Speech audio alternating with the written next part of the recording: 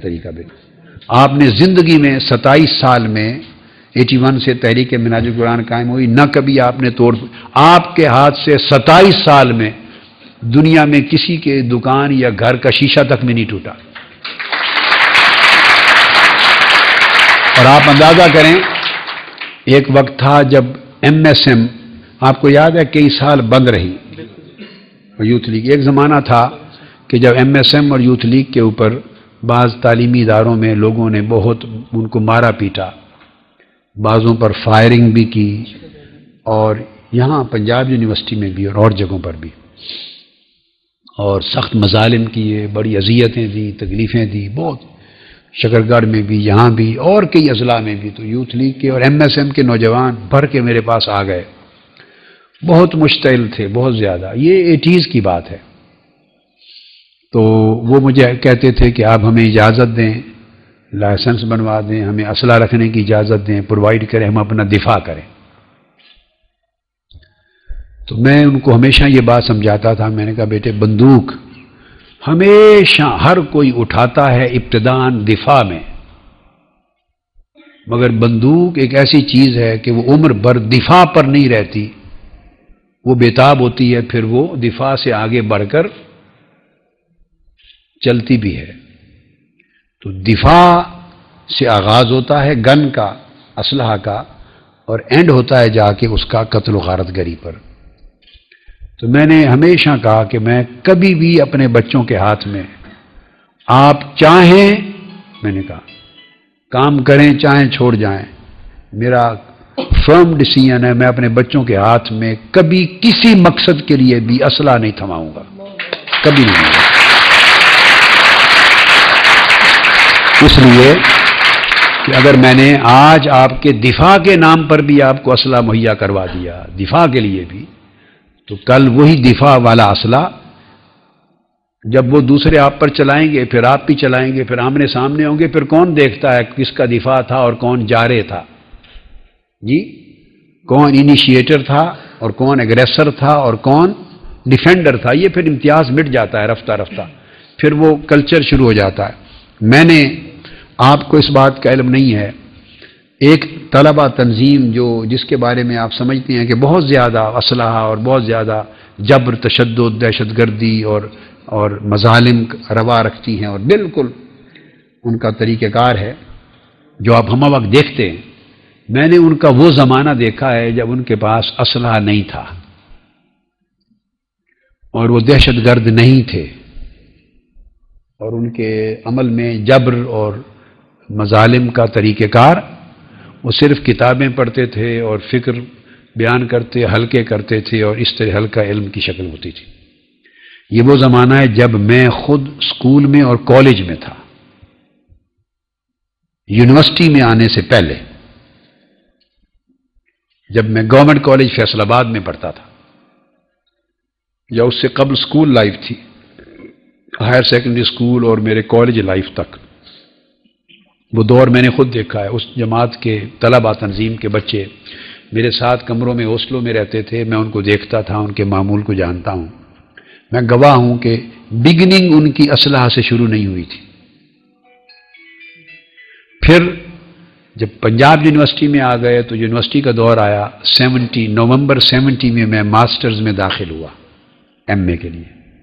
71 سے لے کے پھر 74 75 تک میرا پنجاب یونیورسٹی کا طالب علمی کا زمانہ ہے، MA کا اور پھر لاء کا، MA LLB کا پورا پیریڈ کنٹینیوسلی میرا نومبر 1970 میں شروع ہو گیا، 71 سے لے کر تو یہ 74 کے اینڈ تک یہ زمانہ ہے میرا MA اور لاء کا۔ میں آپ کے لیے کچھ دلچسپی کی باتیں ساتھ ساتھ بتاؤں۔ میں جب پنجاب یونیورسٹی میں داخل ہوا MA میں، فرسٹ ایئر میں کلاس میں ایڈمیشن لینے کے لیے آیا، تو اس وقت جو آؤٹ گوئنگ سیشن تھا، میں جب آیا تو آؤٹ گوئنگ سیشن تھا، الیکشن ہو رہے تھے طلبہ تنظیم کے اس سال جب میں داخل ہوا ہوں پنجاب یونیورسٹی میں، تو اس آؤٹ گوئنگ سیشن میں مقابلہ، گولیاں چل چکی تھی، تو مقابلہ ہو رہا تھا، پیپلز اسٹوڈنٹس فیڈریشن ہوتی تھی PSF، پیپلز پارٹی کی حکومت تھی نا، PSF، اور ایک NSO نیشنل اسٹوڈنٹس آرگنائزیشن. تو یہ 2-3 جماعتیں لیفٹ بازو کی کہلاتی تھیں جو پیپلز پارٹی اور گورنمنٹ بھٹو صاحب ان کو سپورٹ کرتے اور بیک کرتے تھے. ان میں کچھ ایکسٹریمسٹ تھے، کمیونسٹ تھے، کچھ سوشلسٹ تھے، کچھ ماڈریٹ، اس طرح کے تھے.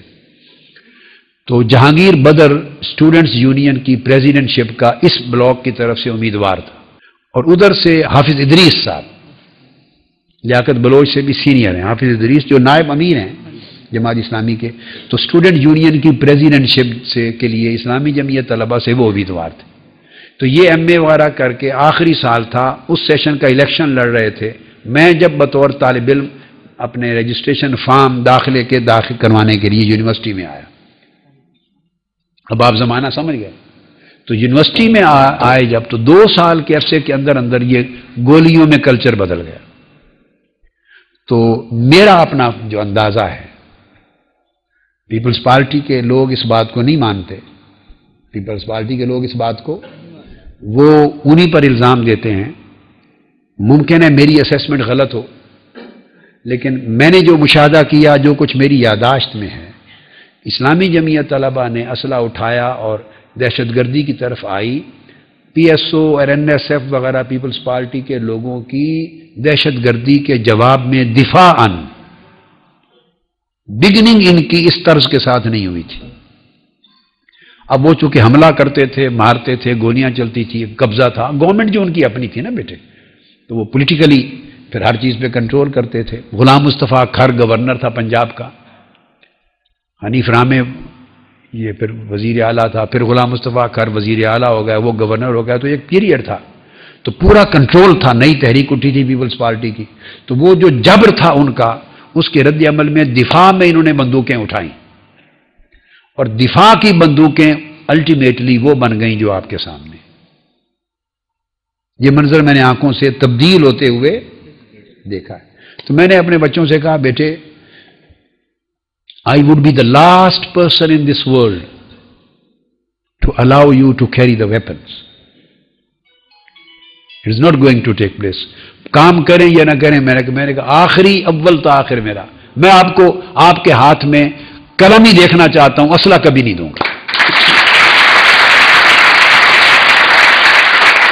پھر کیا ہوا، تحریک منہاج القرآن پر بھی مظالم آئے، جگہ جگہ سے بڑے رد عمل ہوئے، روتے تھے، چیختے تھے، اب ہمارے کیسے باپ ہیں، ہم مر رہے ہیں. میں سنتا رہتا تھا. میں نے کہا بیٹے میں وہ باپ ہوں کہ میں صرف آپ کا حال نہیں، میں آپ کا مستقبل بھی اچھا دیکھنا چاہتا ہوں.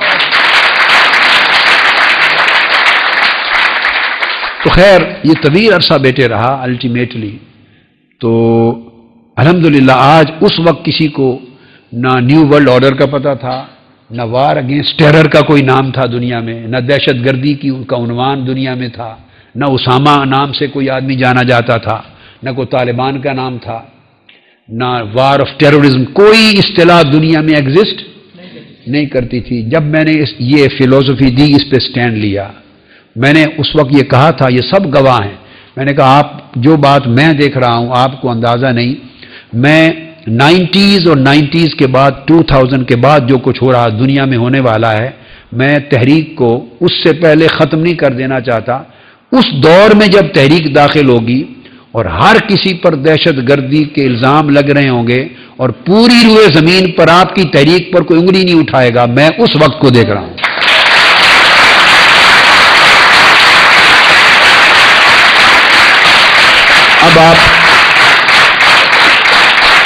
اب آپ دیکھیے بیٹے، اب آپ کے جو اتنے بڑے بھائی ہیں قائدین، ناظم اعلیٰ صاحب اگلے دن بات کر رہے تھے، سارے لوگ جو قائدین ہیں جنہوں نے وہ زمانہ یوتھ لیگ میں گزارا ہے اور جنہوں نے بڑے حنیف مصطفی بھی تھے، تنویر خان تھے، مجھے یاد ہے دھاڑے مار کے روئے تھے ڈرائنگ روم میں میرے سامنے بیٹھ کر. میں نے کہا بیٹے میرا دل آپ لوگوں کے بچوں کے لیے اتنا نرم ہے کہ شاید روئی بھی اتنی نرم نہ ہو. آپ کا رونا مجھ سے دیکھا نہیں جاتا. میں نے کہا میں خود میری آنکھوں میں آنسو آ رہے ہیں، میں برداشت نہیں کر سکتا آپ کا رونا دیکھ کر. یہ ایک طرف میری نرمی اور محبت ہے، مگر ایٹ دا سیم ٹائم عزم میرا فولاد سے بھی اللہ نے طاقتور بنایا ہے. کچھ بھی ہو جائے گا آپ 100 بار رو لیں، تڑپ لیں، میں آپ کو اسرا نہیں دوں گا. میں بار بار یہ ریپیٹ کرتا تھا. آج وہ سب کہتے ہیں، آج وہ سب کہتے ہیں بیٹے، اور یہ باتیں بیٹے میں آپ کو بتا رہا ہوں آج سے 25 سال 22 سال 23 سال اور 20 سال پہلے کی. آج وہ سارے کہتے ہیں کہ الحمدللہ کیا بصیرت تھی کہ آپ تحریک کو 27 سال میں بچا کے چلتے چلتے چلتے کہاں سے کہاں لے کے پہنچے، اور آج پورا دہشت گردی کا ماحول، ہر مسلمان تنظیم پر دہشت گردی کا الزام لگانے کے لیے دنیا کفر اور ایجنسیاں بیٹھی ہوئی ہیں. اگر کسی جگہ دہشت گردی کی دال کا سایہ بھی وہ چاہیں بھی تو نہیں ڈال سکتے، ریکارڈ اتنا کلیئر ہے، تو وہ صرف آپ کی تحریک ہے. اس لیے بیٹے کہ میں نے آپ کے کردار کو، آپ کی جوانیوں کو اس ٹیرر سے، دہشت گردی سے اور اس گناہ عظیم سے بچانے کی کوشش کی. اور اس میں دو لالچ تھے میرے. ایک تو آپ اس دنیا میں خوف و ہراس سے بچ جائیں، اور جیسے اب آپ کی پہچان کوئی کر لے تو پوچھتا کوئی نہیں، چلے جائیں. تو اگر آپ نے کردار کو بھی جیسے میں کہتا ہوں اتنا خوبصورت اور حسین تقویٰ کے ساتھ بنا لیا، اگر بنا لیا تو میں امید کرتا ہوں جب حشر کا دن ہوگا تو آپ پہچانے جائیں گے تو انشاءاللہ فرشتے بھی کہیں گے مت روکو ان کو، جانے دو، جانے دو.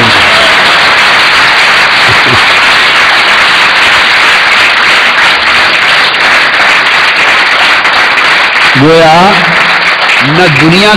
نہ دنیا کی پولیس آپ کو روکتی ہے، نہ آخرت کی پولیس روکے گی انشاءاللہ تعالی. مگر آخرت کی پولیس نہ روکے اس کے لیے شرط ہے کہ آپ کچھ ہو جائے بیٹے، صرف ایک وعدہ مجھ سے کر کے جائیں. آپ سے ایک چیز مانگتا ہوں.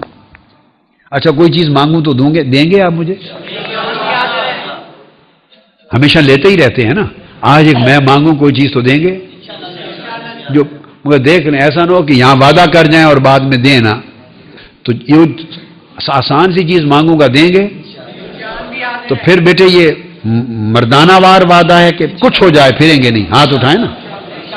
آج صرف ایک چیز مانگتا ہوں، نیچے کریں. کچھ ہو جائے مرتے دم تک نماز پنجگانہ میں سے ایک نماز بھی نہ چھوٹے. اس پنجگانہ نماز کی پابندی مانگتا ہوں آپ سے. بولیے بیٹے. نماز پنجگانہ کی پابندی مانگتا ہوں بیٹے. اور ہر وقت وضو کے ساتھ رہنا، ہر وقت وضو کے ساتھ رہنا. اور اضافتاً کیا یہ مانگ لیا آپ سے وعدہ، اور اگلی ایک چیز دینا چاہتا ہوں. ایک لے لیا ہے، ایک نماز پنجگانہ کی پابندی لے لی، مانگ لی آپ سے وضو کے ساتھ رہنے کے ساتھ. اور دینا چاہتا ہوں اگر ہو سکے تو خواہ میٹنگ سے آئیں، پڑھائی سے فارغ ہوں، بیڈ پر جانے سے پہلے سو کے اٹھنا بھی شرط نہیں ہے بیٹے.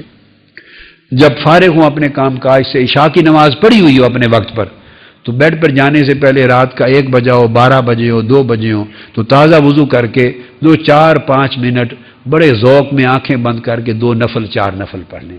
اس کو قیام اللیل کہتے ہیں.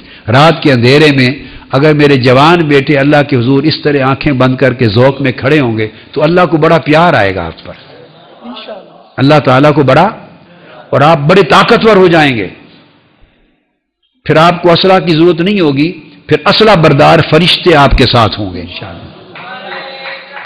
یہ دوسری چیز یہ آپ کو دے رہا ہوں، جتنا جس سے ہو سکے یہ لے لیں. یہ میں نے دے دیا آپ کو، یعنی یہ ایک اضافی چیز ہے. اس پر میں نے وعدہ کا لفظ نہیں لیا تاکہ وعدہ خلافی کا گناہ نہ ہو. یہ میں نے دیا، اس پر کوشش کریں. خواہ 2 نفل ہی ہو سکیں، 4 ہو سکے. رات کے اندھیرے میں جب